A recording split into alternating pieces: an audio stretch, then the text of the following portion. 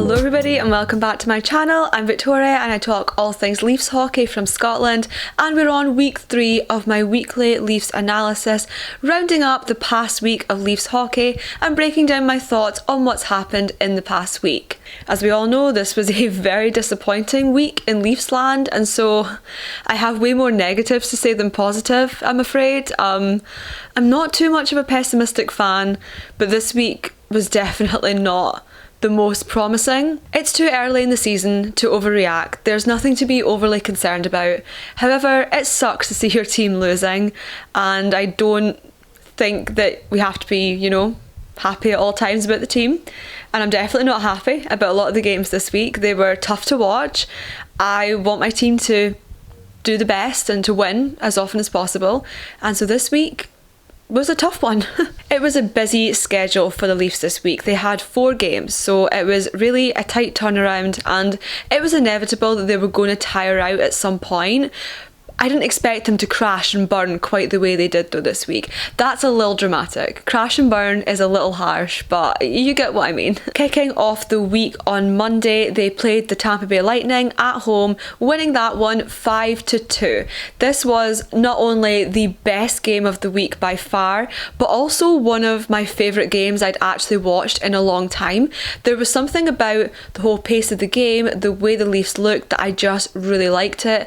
I haven't seen anyone getting past Vasilevsky to that degree in a long time either, and so that was a really standout game for me, and I was so high up after Monday night that I just thought it was going to be an amazing week of Leafs hockey. I absolutely loved the Tampa game. I thought they performed really well. It was such an entertaining game to watch. One of my favourites I've watched in at least a few years, I would say. So the week started off really strong.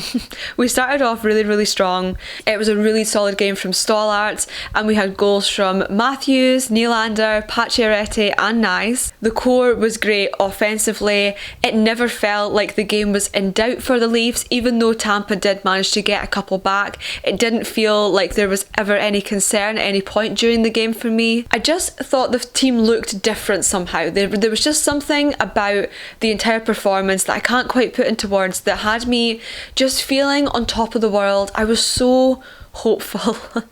I still am hopeful. I think this team can still go on to do great things, but not if they play the way they have for the past 3 games. I just really enjoyed it. Tanev was blocking shots, Nylander was on fire, and Stollarts had a hell of a game. The week started off so well, but unfortunately, as we now know, it was all downhill from there. Game 2 of the week came in the second half of a back-to-back against Columbus on Tuesday night. It was in dire contrast to the game the night before, and the Leafs lose 6-2. They were 3-0 down in the first period, followed by another 2 in the second. Matthew Knies did find the back of the net with a minute left in the second, and despite a backhand shot from Nick Robertson going into the third, Columbus had already clawed back another one by then, and the game finishes 6-2 in favour of the Blue Jackets. The team looked just exhausted, constant defensive errors, and it really was a big come down in true Leaf style. Dennis Hildeby didn't have a particularly great game, but to be fair, defensive mistakes combined with a lack of effective offense really did result in a bit of a disastrous night for the Leafs. And of course, there's no need to freak out, especially when it's so early in the season.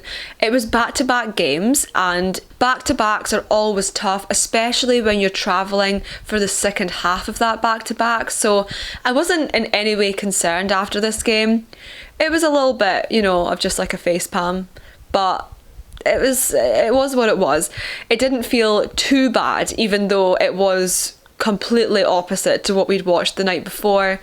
But I wasn't overly concerned at this point at all, and I still had faith that the rest of the week was probably going to be quite good, because St. Louis on Thursday, I felt like that should have been something that the Leafs were decently matched up for. And then of course Boston on Saturday. Boston weren't off to a great start this season, and so I thought the Leafs really had a great chance to get some momentum back against them. But anyway, the Leafs go out to St. Louis on Thursday and they lose that one 5-1, which in my opinion, this was the worst game of the week. It just went from bad to worst. If you thought the Columbus game was bad, you were not ready for the St. Louis game. Opening period goals from Broberg and Holloway set the Leafs off to a bad start. Oliver Ekman-Larsson was the only Leafs player to find the score sheet in this entire game. And then with a third goal in the second and a fourth and fifth in the third, this secured a solid win for the Blues and left the Leafs feeling blue. This game was a really just kind of painful watch, I won't lie. Jordan Binnington had himself a night. Meanwhile, Joseph Woll's season debut really did fall flat. In no way was this loss his fault, because there was little coming out offensively, and at the end of the day, if you don't score, doesn't matter how good your goaltending is, you're still going to lose. But his performance, there was a couple goals there he probably would have liked back. There were just problems running all the way through the team on this night. There was nothing great coming out of the bottom six, but this went all the way up to a bad turnover from Nylander, which led to the fourth goal. The Matthews and Marner chemistry was also seriously lacking in this game. Neither of them seemed to generate very much. I know there were a couple of chances, but there seemed to be more bad outweighing the good, unfortunately, even when it came to the core group in this one, which is always something that alarms me, because that's what they're paid all this money to do. And unfortunately, in this game in particular, I felt the Matthews-Marner thing was an issue. And I know that's something that's been overinflated by a lot of fans this week, the whole Matthews-Marner thing. But in this one game in particular, I did think there was a little bit of a chemistry concern there. Of course, that hasn't lasted the whole way through this week, but in this particular game, I was sort of questioning the dynamic between the two. There seemed to be something just completely lacking, and for two such highly paid players, that is always concerning. And I think it's more than okay to be concerned when your star players are just not producing what they're meant to. This made the Leafs 4-4, 8 games in. Not obviously the worst, but not also where you would want them to be. And it is kind of typical of the Leafs to have a really great start and then they really tail off for a while and then they pick it back up again. So there's nothing really different this year compared to other years, but it's still not nice to see. And I know there's been a lot of discussion amongst fans over how you should react to games, and my opinion is you should react however the hell you want to.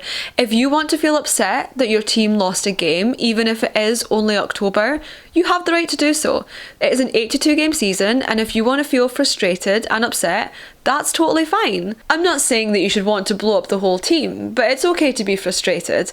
On the other hand, if you love the fact that they've won a couple games and you want to celebrate, then you should go ahead. You shouldn't feel like you're not allowed to get excited for your team. I think there's so much emphasis put on the postseason for the Leafs, and I understand why, obviously.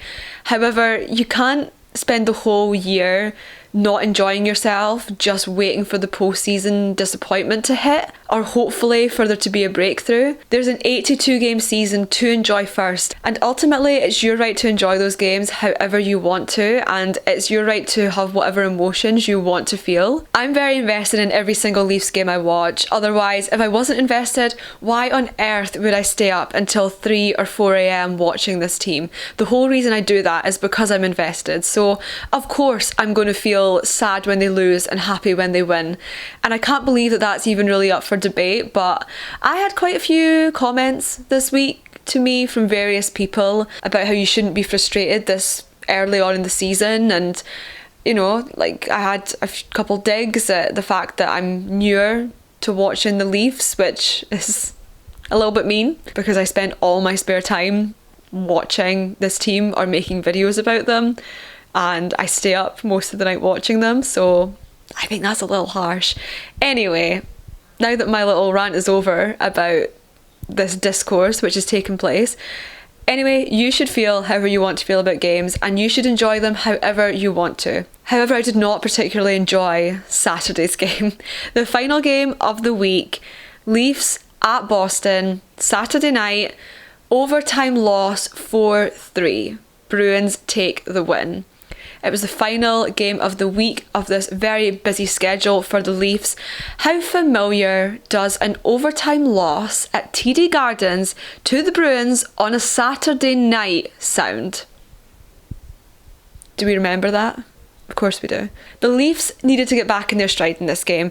Boston have struggled to start the season too. Similar to the Leafs have been struggling this week, Boston have also had their struggles. This was a great chance for the Leafs to pick up some much needed momentum, and I was feeling pretty good about this game. Despite my frustrations with the games this week, I was feeling really hopeful going into this one, and it let me down. So more fool me for getting my hopes up. The Leafs didn't get a shot until halfway through the first period, and overall the first was a mainly non-event. There was nothing too eventful happened. The second period was off to a better start.